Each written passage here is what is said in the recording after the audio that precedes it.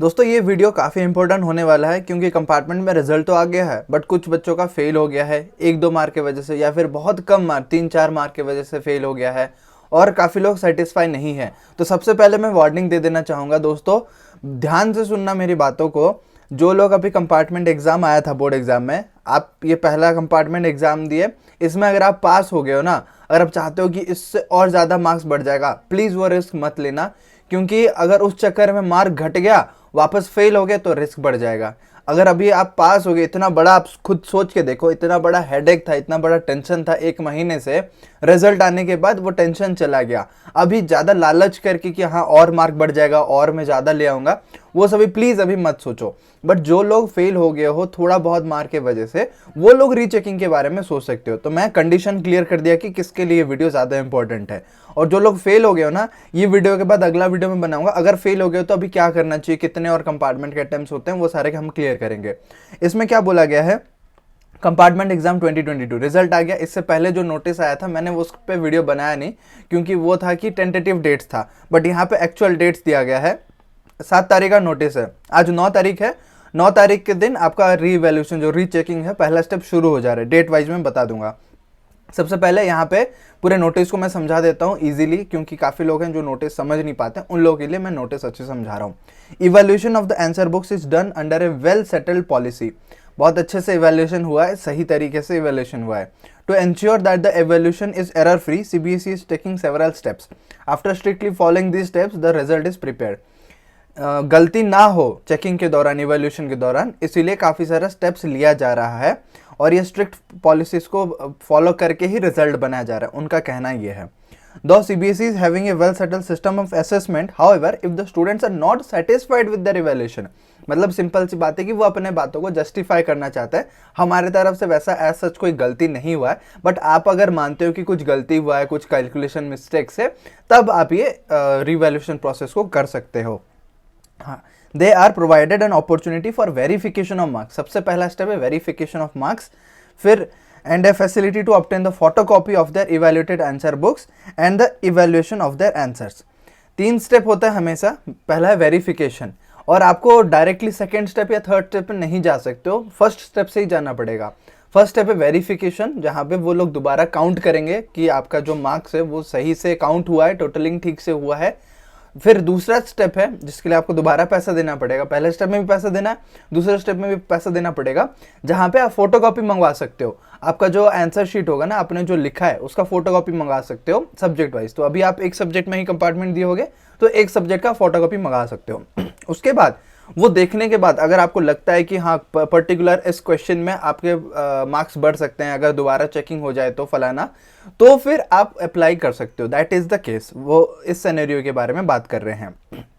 तो यहाँ पे वही चीज बोला जा रहा है, students using these facilities are requested to read the guidelines for availing these facilities carefully before applying to avoid any inconvenience later. बाद में कोई दिक्कत ना हो, इसीलिए नोटिस को सही से पढ़ो। मैं भी अच्छे से नोटिस पढ़ के बता रहा हूँ, क्योंकि डायरेक्टली अगर मैं डेट में शिफ्ट हो जाऊंगा तो इंपॉर्टेंट पॉइंट्स मिस हो जाएगा। मैं इंपॉर्टेंट पॉइंट्स मिस करना नहीं चाहता हूँ, इसीलिए आप सभी के लिए ध्यान से वीडियो बना रहा हूँ।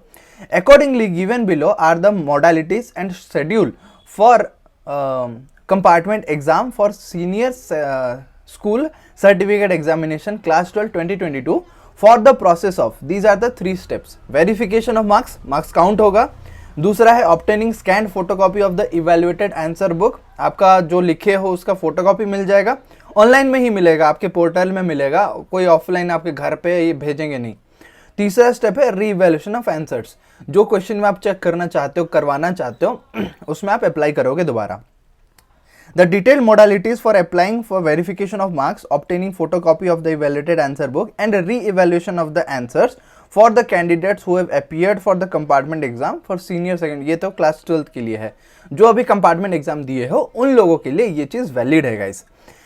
Request for all the processes will be accepted only online and during the specified schedule along with processing charges। जो पैसा होगा पैसा देना पड़ेगा, जो टाइम दिया गया है उसी टाइम उसी दिन के अंदर होगा। कोई यहाँ पे शिफ्ट नहीं किया जाएगा, जो बोलते हैं ना एक्सटेंड किया गया डेट, इसमें कोई एक्सटेंशन नहीं होगा। क्योंकि आप खुद सोच के देखो, अभी आप डेट के लिए अप्लाई करोगे, उनके तरफ से रेस्पॉन्स आएगा, फिर आप उसको रिप्लाई करोगे, वैसे करते करते अगर ज़्यादा दिन चला गया तो आपका एडमिशन में दिक्कत हो जाएगा। जो लोग क्लास 12th के बच्चे हैं वो आगे जाके एडमिशन भी लेना चाहते हैं, अगर ये प्रोसेस में ही आप अटक गए तो फिर एडमिशन कब लोगे? तो इसीलिए एडमिशन टाइम से हो जाए, ये सब चीज़ से जल्दी जल्दी पूरा डेट के अंदर ही होगा, सारा ऑनलाइन होगा, कोई ऑफलाइन में आपको कुरियर करना हो गया, भेजना हो गया, पेमेंट करना होगा, कुछ नहीं, सारा चीज़ ऑनलाइन है।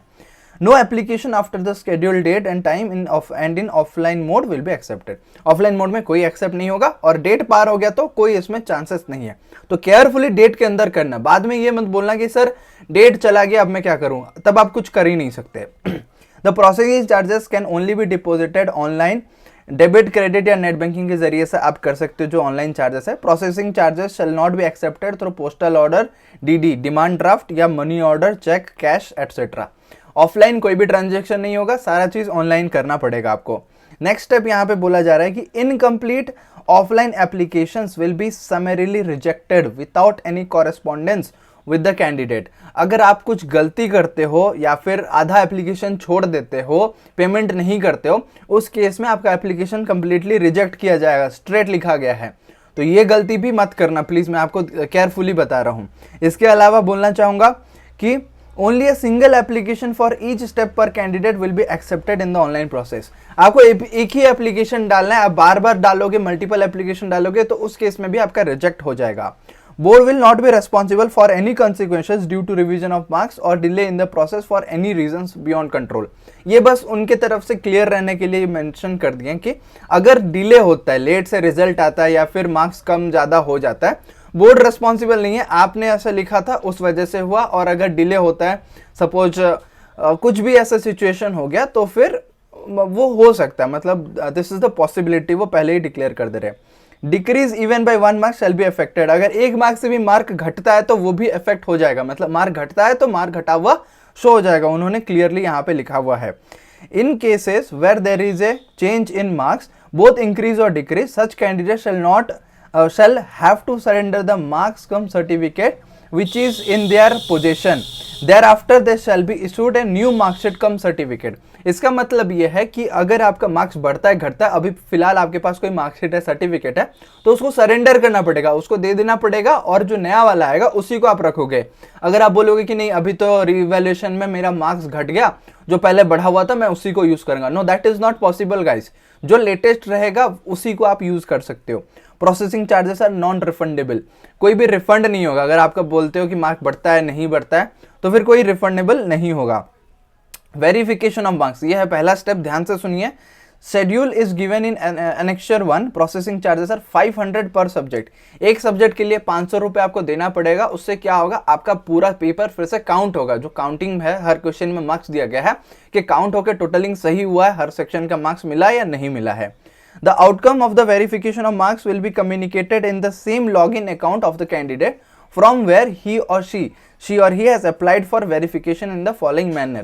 जो अकाउंट से आप लॉगिन किए हो उसी अकाउंट के अंदर ही आपको सारा स्टेप दिखाया जाएगा, कोई दूसरे वे में आपको कम्युनिकेट नहीं किया जाएगा। तो आप इंतजार मत करना कि आपको कॉल आएगा आपके पास मार्क्स अपडेट हो गया है फलाना डिमगाना, तो सारा चीज वही लॉगिन अकाउंट में होगा जहां से आप application भरोगे। The outcome of the verification of marks will be uploaded in the login account of the candidate on the CBSE website.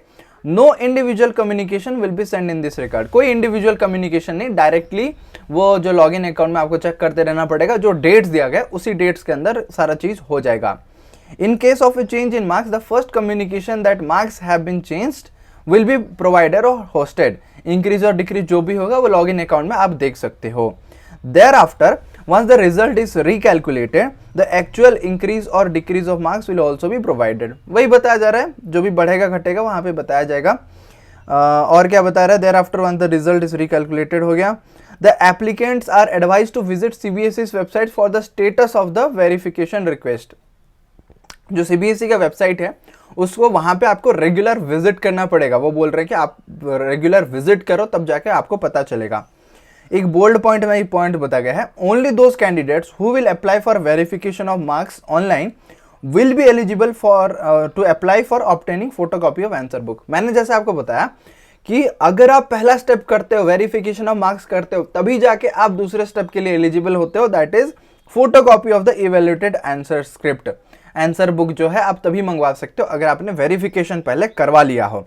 तो जरूर से अगर आप चाहते हो आपका फोटोकॉपी मिल जाए आंसर स्क्रिप्ट का, आप किसी मैथ्स टीचर से अपना पेपर कॉपी चेक करवा लो, तो सबसे पहले वेरिफिकेशन ऑफ मार्क्स कर लेना। The first step you have to complete. Only those candidates who have applied for verification of marks online in a manner are prescribed above will be eligible। वही same point फिर से बता दिया गया।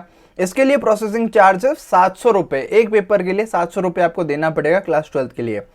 Application submitted on behalf of the candidate, also the incomplete application will be summarily rejected, और fees deposited shall be forwarded without any further references। तो फिर ये बताया जा रहा है कि अगर कोई अधूरा चीज छोड़ देते हो तो फिर आपका रिजेक्ट हो जाएगा, और इनकम्प्लीट अगर आप कर लेते हो तो। Applicants will be provided A scan copy with their login account after blocking all the information. ये सारा चीज़ है कि कौन चेक किया, कहाँ पे चेक हुआ, वो सारा चीज़ को हाइड करके आपको बस आपके पेपर का आंसर स्क्रिप्ट का फोटोकॉपी दे दिया जाएगा। किस क्वेश्चन में कितने मार्क्स मिले, कहाँ पे आप गलती किए हो, क्या किए हो, वो सारे चीज़ का आपको फोटोकॉपी मिल जाएगा आपके लॉगिन अकाउंट में। फिर से यहाँ पे बोल्ड में पॉइंट बता दिया गया कि if the candidate desires to challenge the marks awarded to any question, then he or she will have to apply online as per the schedule for re-evaluation of the marks। अगर आप चाहते हो कि एक क्वेश्चन में आपको marks बढ़ाना चाहिए, उसमें बढ़ाना चाहते हो, तो सबसे पहले आप वेरिफिकेशन ऑफ मार्क्स करो, फिर फोटोकॉपी मंगवाओ, फिर जाके बोलो कि इस क्वेश्चन को दोबारा चेक किया जाए और फिर मुझे मार्क्स मिले। और इसके लिए पर क्वेश्चन 100 रुपए आपको देने पड़ेंगे। ध्यान रखिएगा, पर क्वेश्चन 100 रुपए। री-इवैल्यूएशन ऑफ इवैल्यूएटेड आंसर बुक, जो ऑलरेडी इवैल्यूएट हो चुका है, उसको अगर आप दोबारा इवैल्यूएट करवाना चाहते हो तो आपको देना पड़ेगा पर क्वेश्चन 100 रुपए। तो वही चीज यहाँ पे रिपीट कर दिया गया है। एलिजिबल कौन होगा? रिक्वेस्ट फॉर री-इवैल्यूएशन और challenges shall be accepted only for the theory portion at the rate 100 rupees per question. एक क्वेश्चन का 100 रुपए लेंगे वो लोग question paper. Thereafter candidates can submit an application for re-evaluation in the required question with reasoning. आपको reason भी mention करना पड़ेगा कि ये क्वेश्चन में क्या आपने सही किया है, क्यों मार्क्स मिलना चाहिए, क्या आपने डायग्राम बनाया उसका मार्क्स नहीं मिला है, क्या आपने स्टेप मार्किंग लिखा है उसका मार्क्स नहीं मिला है, वो रीजन भी आपको मेंशन करना पड़ेगा गाइस। नेक्स्ट बात ये है, status of re-evaluation shall be uploaded on the website by a formal communication from the regional office. Regional office से कम्युनिकेट किया जाएगा और आपको बता दिया जाएगा क्या स्टेटस है, मार्क्स मिला या नहीं मिला। लॉगिन अकाउंट के अंदर आपका सभी चीज हो रहा होगा, तो लॉगिन अकाउंट पे आप ध्यान रखिएगा। Decrease even bye 1 mark shall be affected, 1 mark भी अगर घटता है तो वो फिर इफेक्ट हो जाएगा, दिखाया जाएगा। Result of the re-evaluation will be final and no appeal for review against the re-evaluation. जो भी इवैल्यूएट होके आएगा वो फाइनल है, उसमें कोई और चेंजेस नहीं होगा, बताया जा रहा है। In case of all the above 3 activities, that is 1, 2 and 3, the decision of the board of the marks awarded shall be final and binding on the candidates. जो भी डिसीजन लिया जाएगा बोर्ड की तरफ से ये तीनों स्टेप में, वो फाइनल है। जितना मार्क्स अभी मिलेगा इसको आप दोबारा चैलेंज नहीं कर सकते, दोबारा चेंज के लिए रिक्वेस्ट नहीं कर सकते हो। तो ध्यान से करना, अगर आप 100% श्योर हो कि आपके मार्क्स बढ़ेंगे वो पर्टिकुलर क्वेश्चन में, तभी जाके आप करना। और ये फोटोकॉपी आरटीआई के अंडर आता है। नेक्स्ट अगर हम लोग बात करें यहाँ पे, तो डेट्स की बात कर लेते हैं। ये जो डेट्स है काफी इंपॉर्टेंट है गाइस। अप्लाइंग ऑनलाइन, सबसे पहले है वेरिफिकेशन ऑफ मार्क्स। क्लास 12 के लिए भी फिलहाल बात कर रहे हैं, 10th का रिजल्ट आएगा तो मैं लाइव आ जाऊंगा। सो अप्लाइंग ऑनलाइन में क्या बोला गया है, 9 और 10 ये आपके पास 2 दिन रहेंगे। आज है फ्राइडे जो कि है 9 सितंबर, और कल है सैटरडे 10 तारीख। तो ये दोनों दिन में आपको किसी भी तरीके से अगर वेरिफिकेशन के लिए अप्लाई करना है तो आप अप्लाई कर दो। 500 रुपए दिया जाएगा पर सब्जेक्ट का, आप 500 रुपए देके वेरिफिकेशन करवा सकते हो, पता चल जाएगा मार्क्स बढ़ रहा है या घट रहा है। देखो, बढ़ने का जितना चांसेस है घटने का भी उतना रिस्क है, तो आप श्योर होना चाहिए कि क्या बढ़ रहा है या नहीं बढ़ रहा है।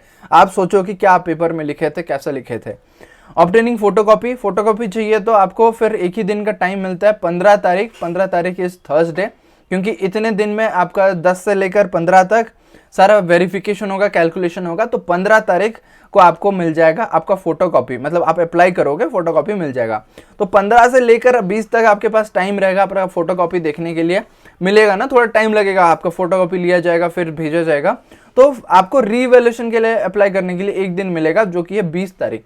कैलेंडर में नोट कर लो, डेट मिस होना नहीं चाहिए। 24 घंटे बस एग्जैक्ट मिल रहे हैं आपको, रात 12 बजे से अगले दिन के 12 बजे तक, बस एक 24 घंटे में आपको अप्लाई करना है पर क्वेश्चन 100 रुपये देने पड़ेंगे। इतना ही था एप्लीकेशन गाइस। अगर चाहते हो तो आप इसका स्क्रीनशॉट लेना चाहो तो ले सकते हो। मैंने पूरा आपको एप्लीकेशन भी यहाँ पे दिखा दिया है। यह है एनेक्स्चर 1। फिर से बता देता हूँ, पहला स्टेप है वेरिफिकेशन ऑफ मार्क्स, जहाँ पे कैलकुलेट होके बताया जाएगा हर क्वेश्चन में मार्क्स जो मिले हैं वो ठीक से कैलकुलेट हुए या नहीं है, जिसके लिए आपको 500 रुपये देना पड़ेगा पर पेपर। दूसरा स्टेप है फोटोकॉपी मंगवाना, obtaining photocopy of evaluated answer book. उसके लिए आपको पर पेपर मतलब पर सब्जेक्ट की बात हो रही है ना, पर सब्जेक्ट वो 700 रुपये मिलेगा। ऐसा नहीं कि जितने पेजेस लिखे उसका आपको 700 रुपये 500 रुपये देना पड़ेगा, ऐसा नहीं है। एक सब्जेक्ट का 500 रुपये फर्स्ट स्टेप में, एक सब्जेक्ट का 700 रुपये सेकेंड स्टेप में, और इसका डेट है 15 तारीख, ओनली एक ही दिन है, बट वेरिफिकेशन ऑफ मार्क्स के लिए 2 दिन है, 9 और 10 तारीख।